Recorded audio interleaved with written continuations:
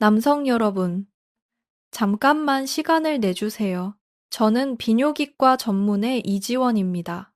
35살 여성 의사가 왜 이런 민감한 주제를 다루는지 의아하실 수 있습니다. 바로 그 이유 때문입니다. 지난 10년간 저는 0명이 넘는 한국 남성 환자분들을 진료했습니다. 그분들 중 87%가 저에게 이렇게 말씀하셨어요. 선생님, 이 이야기를 남자 의사한테는 차마 못 꺼냈어요.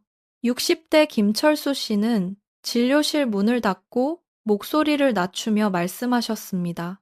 선생님, 솔직히 말씀드리면 저 아직도 그거 가끔 합니다. 전립선에 나쁜 거 아닙니까?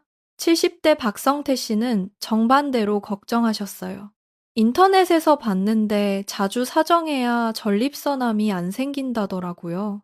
그래서 일부러 더 하려고 했는데, 맞는 말입니까?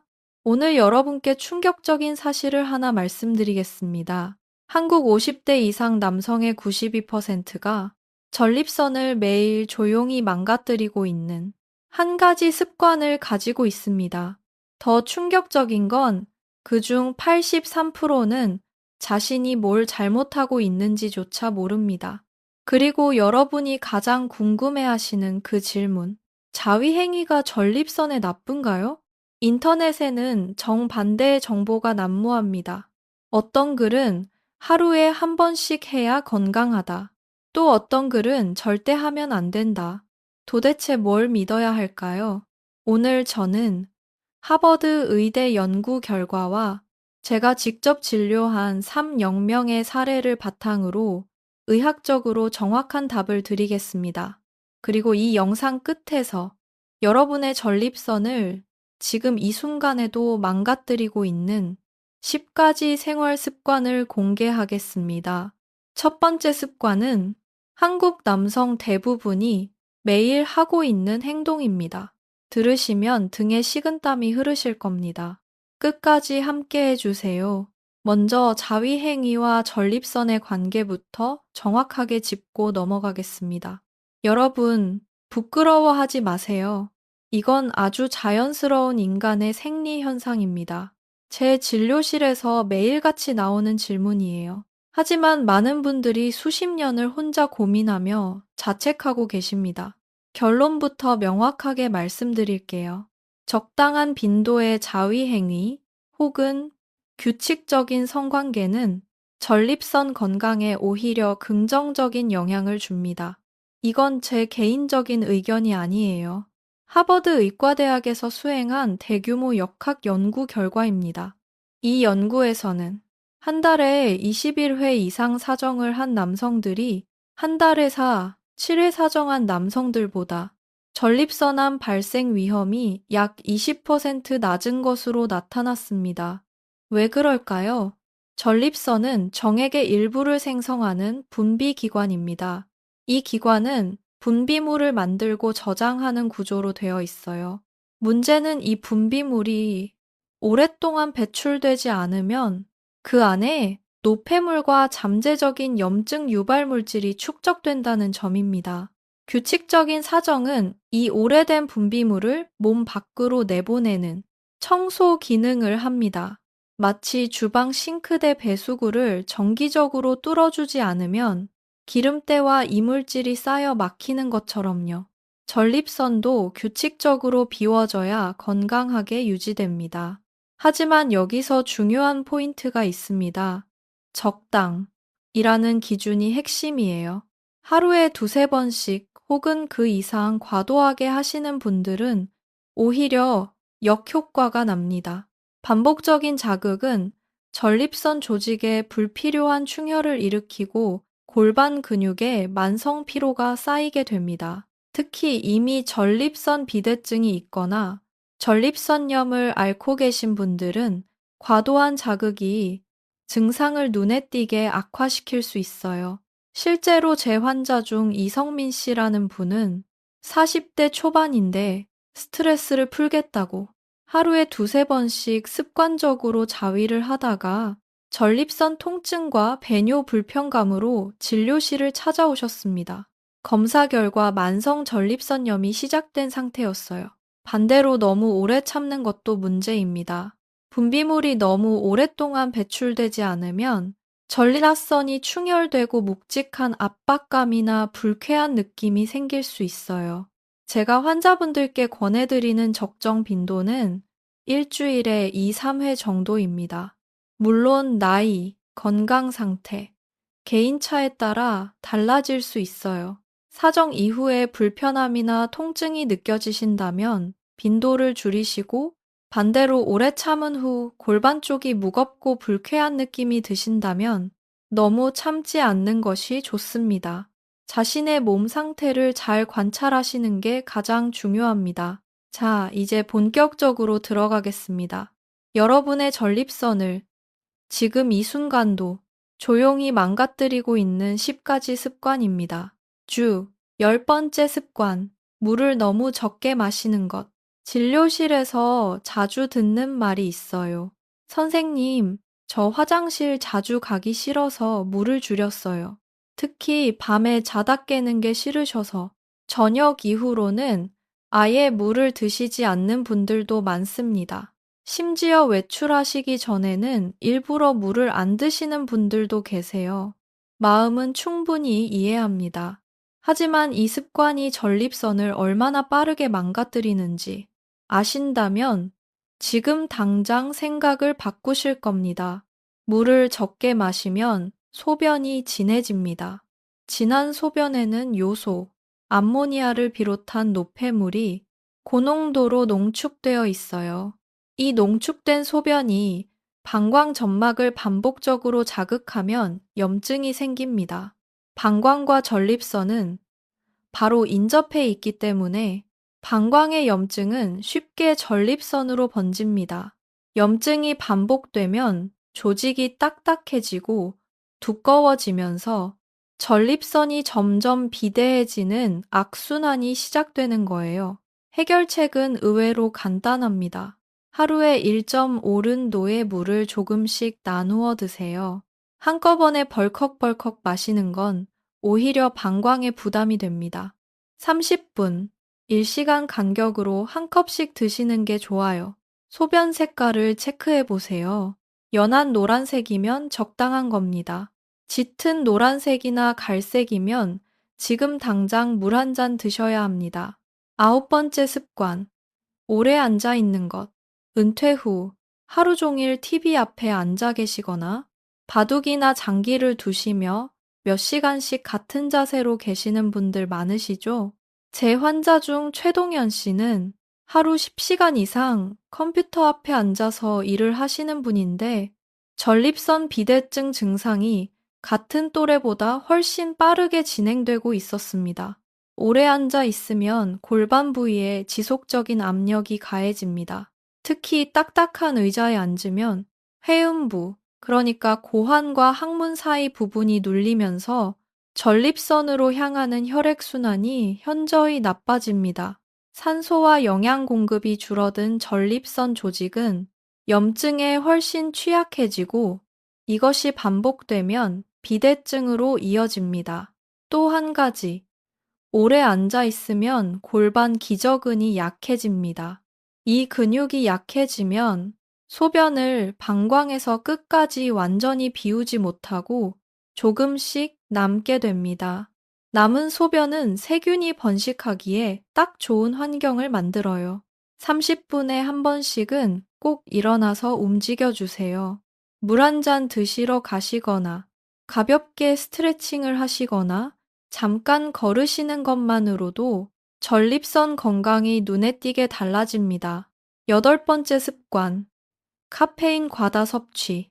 아침에 눈 뜨자마자 커피 한 잔, 점심 먹고 또 한 잔, 오후에 졸리면 또 한 잔. 하루에 3잔에서 4잔씩 드시는 분들 꽤 많으시죠? 커피뿐 아니라 녹차, 홍차, 에너지 음료도 마찬가지입니다. 카페인은 이뇨 작용을 합니다. 소변 생성을 촉진시키는 거예요. 이미 전립선이 비대해져서 소변 배출이 어려운 상태에서 소변이 더 많이 만들어진다면 어떻게 될까요? 방광의 압력이 가중되고 갑작스럽게 화장실에 가고 싶은 절박뇨 증상이 심해집니다. 게다가 카페인은 방광 근육을 직접 자극해서 불필요한 수축을 유발합니다. 방광이 제멋대로 수축하면 갑자기 참을 수 없는 요의가 느껴지고 심한 경우 소변을 참지 못하는 요실금으로 이어질 수도 있어요. 커피를 완전히 끊으실 필요는 없습니다. 하루 한두 잔 정도는 큰 문제가 없어요. 다만 오후 3시 이후에는 카페인 음료를 피하시고 보리차나 옥수수차 같은 카페인 없는 음료로 대체해 보세요. 일곱 번째 습관, 맵고 자극적인 음식, 그리고 가공식품. 우리나라 음식이 전반적으로 자극적이죠. 김치찌개, 부대찌개, 닭볶음탕, 떡볶이. 저도 좋아합니다. 하지만 매일 아주 맵게 드시는 건 전립선에 분명히 좋지 않은 영향을 줍니다. 캡사이신 같은 매운 성분은 소화기관뿐 아니라 비뇨기관도 자극합니다. 이미 예민해진 전립선과 방광에 추가적인 염증 반응을 일으킬 수 있어요. 가끔 드시는 건 괜찮지만 매 끼니마다 청양고추를 듬뿍 넣어 드시는 건 자제하시는 게 좋습니다. 더 큰 문제는 가공식품입니다. 라면, 햄, 소시지, 냉동식품, 패스트푸드에는 나트륨, 방부제, 트랜스 지방이 대량으로 들어있어요.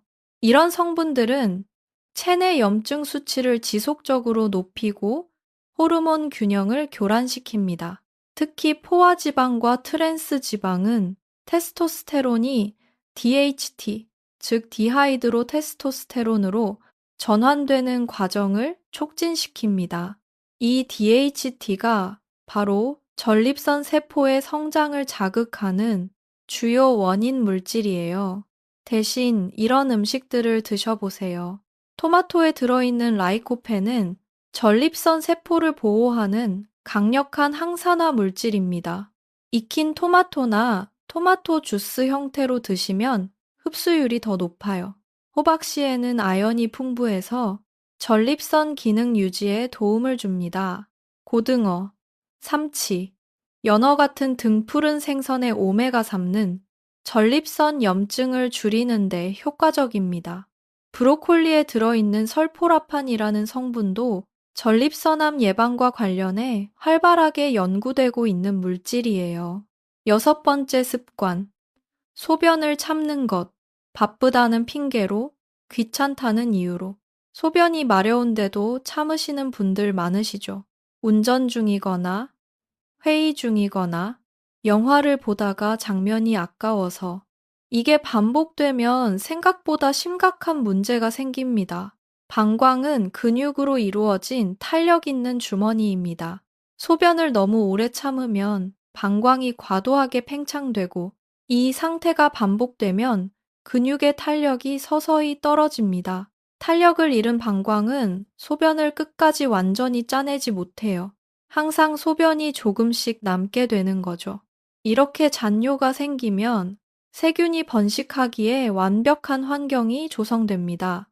방광염이 반복되고 그 염증이 전립선으로 번지면 전립선염이 됩니다. 급성 세균성 전립선염은 고열과 극심한 통증을 동반하는 아주 괴로운 질환입니다. 제 환자 오재현 씨는 바쁜 업무로 소변을 매일 3시간 이상 참는 습관을 오래 가지고 계셨는데 어느 날 갑자기 39도가 넘는 고열과 함께 앉지도 못할 정도의 회음부 통증으로 응급실로 오셨습니다. 급성 전립선염이었어요. 또한 꽉 찬 방광은 바로 아래에 위치한 전립선을 물리적으로 압박합니다.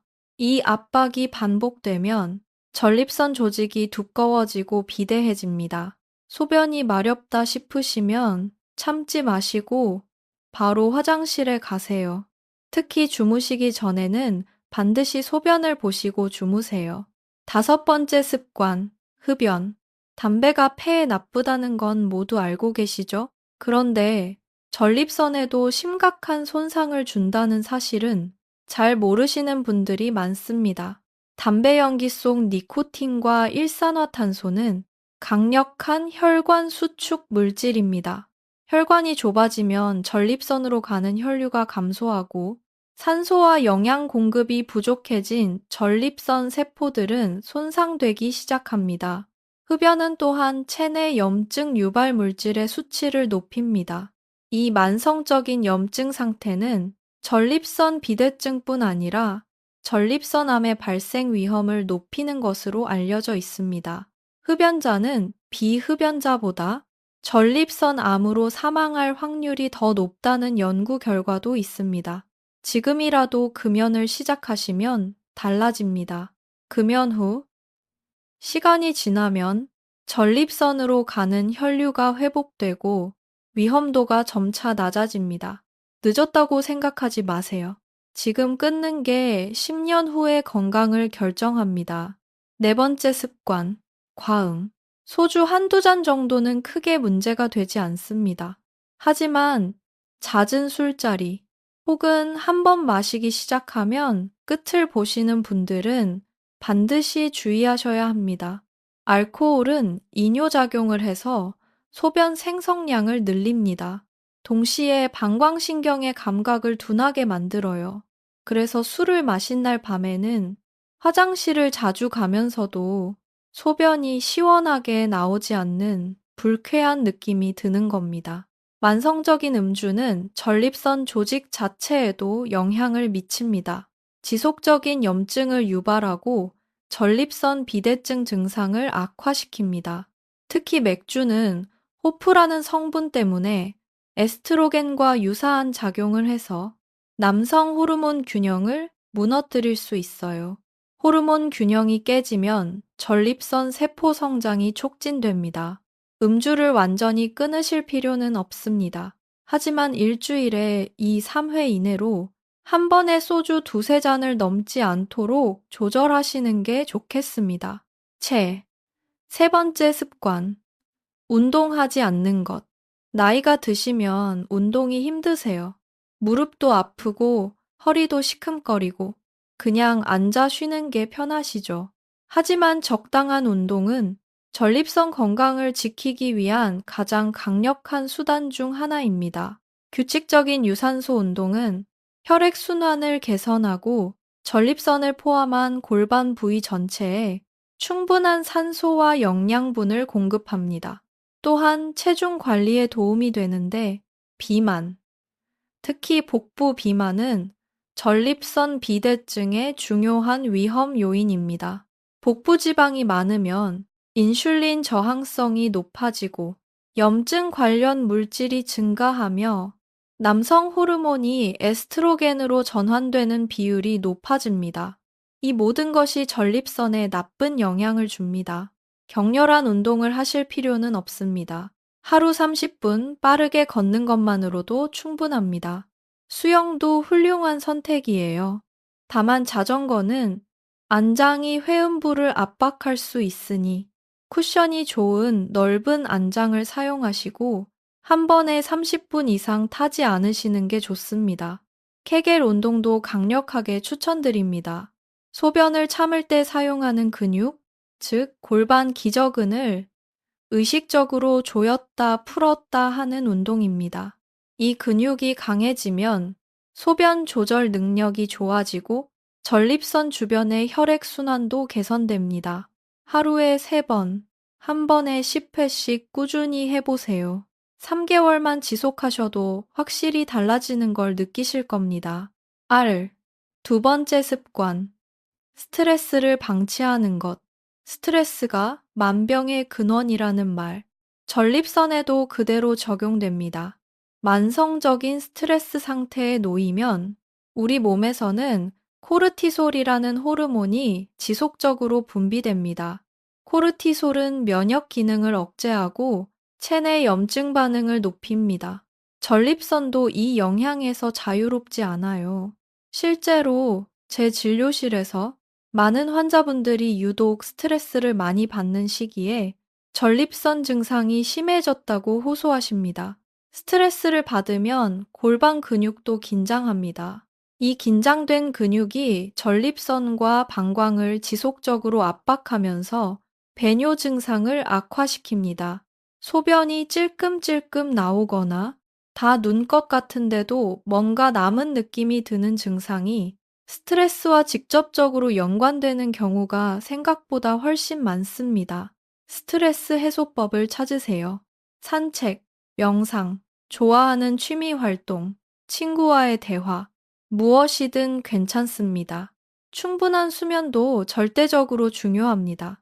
잠이 부족하면 그 자체로 코르티솔 수치가 올라가고 염증 반응이 활성화됩니다. 전립선을 지키고 싶으시다면 잠을 잘 주무세요.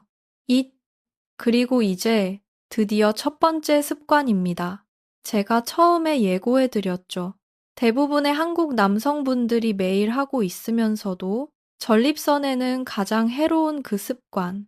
준비되셨나요? 바로 정기 검진을 미루는 것입니다. 실망하셨나요? 이게 그렇게 충격적인 이야기냐고 생각하실 수도 있어요. 하지만 잠깐만 들어보세요. 이게 왜 가장 위험한 습관인지. 전립선 비대증은 초기에 증상이 거의 없습니다. 소변 줄기가 가늘어지고 밤에 한두 번 화장실에 가고 소변을 보고 나서도 뭔가 남은 것 같은 느낌. 많은 분들이 이걸 그냥 나이 드는 당연한 현상으로 여기십니다. 그래서 병원에 안 가세요. 불편함이 일상을 심각하게 방해할 때까지 혹은 소변이 아예 나오지 않는 급성 요폐가 발생하기 전까지 버티시는 분들이 너무 많아요. 전립선암은 더 무섭습니다. 초기에는 아무런 증상이 없어요. 완전히. 증상이 나타났다는 건 이미 상당히 진행된 상태일 가능성이 높습니다. 제 진료실에 오신 윤태준 씨는 60대 초반이셨는데 특별한 증상이 없다며 10년 넘게 검진을 안 받으셨어요. 통증이 생겨서 오셨을 때는 이미 전립선암이 3기였습니다. 만약 5년 전에 오셨다면 완치 가능성이 훨씬 높았을 텐데, 그때 드린 이야기가 지금도 마음에 남습니다. 검진은 이렇게 하시면 됩니다. 50세 이상 남성분들은 지금 당장 비뇨기과에 방문하셔서 PSA 혈액 검사를 받으세요. 가족 중에 전립선암 환자가 계시다면 40세부터 받으시는 게 좋습니다. PSA 수치는 전립선의 이상 신호를 가장 먼저 감지하는 지표예요. 직장 수지 검사도 함께 받으시면 더 정확합니다. 손가락 하나로 2분이면 끝나는 검사인데 많은 분들이 부끄럽다고 피하세요. 하지만 그 2분이 10년의 건강을 지켜줄 수 있습니다. 조기에 발견하면 전립선 비대증도 전립선암도 얼마든지 관리할 수 있습니다. 약물 치료, 최소 침습 시술, 그리고 필요하다면 수술적 치료까지 선택지가 다양해요. 하지만 늦으면 선택지가 줄어들고 치료가 훨씬 힘들어집니다. 검진을 미루는 것, 이게 왜 가장 위험한 습관인지 이제 이해가 되시죠? 자, 오늘 말씀드린 10가지 습관을 다시 한번 정리해 드리겠습니다. 이 정기 검진을 미루는 것, 아리, 스트레스를 방치하는 것, 운동을 하지 않는 것, 앱, 과음, 흡연, 소변을 참는 것, 공자 대갑보로 맵고 자극적인 음식과 가공식품을 즐기는 것, 카페인을 과도하게 섭취하는 것, 오래 앉아 있는 것, 물을 너무 적게 마시는 것. 여러분, 이 10가지 중에서 지금 몇 가지나 해당되시나요? 하나도 없으신 분은 정말 대단하신 겁니다. 하지만 한두 가지라도 해당되신다면 오늘부터 하나씩 바꿔나가시기 바랍니다. 모든 걸 한꺼번에 바꾸려 하지 마세요. 처음에는 물 한 잔 더 마시는 것부터 시작하세요. 30분마다 한 번씩 일어서는 것부터. 오늘 저녁 커피 대신 보리차 한 잔으로 작은 변화 하나가 6개월 뒤 전립선 건강을 바꿉니다. PHNO, 마무리 메시지 18, 30, 20, 0. 그리고 마지막으로 처음에 말씀드린 자위행위 이야기로 다시 돌아갈게요. 너무 걱정하지 마세요. 자위행위 자체가 전립선을 망가뜨리는 게 아닙니다. 적절한 빈도의 성생활은 오히려 전립선 건강에 도움이 됩니다. 부부 관계든 자위든 일주일에 2, 3회 정도면 충분합니다. 다만 하루에도 여러 번 과도하게 하시는 건 전립선에 불필요한 자극을 주고 반대로 수주씩 참으시는 것도 좋지 않아요. 자신의 몸이 보내는 신호에 귀를 기울이세요. 전립선 건강을 지키는 건 결국 삶의 질을 지키는 겁니다. 밤에 화장실 걱정 없이 깊게 잠드는 것, 외출할 때 화장실부터 찾지 않아도 되는 것, 가족과 여행을 갈 때 소변 때문에 불안하지 않은 것, 이 당연하고 소중한 일상들이 지금 여러분의 작은 생활 습관에 달려 있습니다. 건강은 어느 날 갑자기 무너지지 않습니다. 매일의 작은 선택들이 쌓여서 10년 뒤의 몸을 만들어요. 오늘 이 영상을 보신 것, 그 자체가 이미 전립선 건강을 위한 첫 번째 좋은 선택입니다. 여러분, 부끄러워하지 마세요. 전립선 건강 문제는 나이가 들면서 누구에게나 올 수 있는 자연스러운 현상입니다. 하지만 미리 관리하면 충분히 예방할 수 있고, 문제가 생겨도 조기에 발견하면 얼마든지 치료할 수 있습니다. 저는 여성 의사지만 여러분의 건강을 진심으로 걱정하고 있습니다. 궁금하신 점은 댓글로 남겨주세요. 아는 범위 안에서 성심껏 답변 드리겠습니다. 다음 영상에서는 전립선에 좋은 음식과 나쁜 음식, 그리고 전립선 건강을 위해 하루에 먹어야 할 것들을 구체적으로 알려드리겠습니다. 오늘도 건강하세요, 여러분. 비뇨기과 전문의 이지원이었습니다. 감사합니다.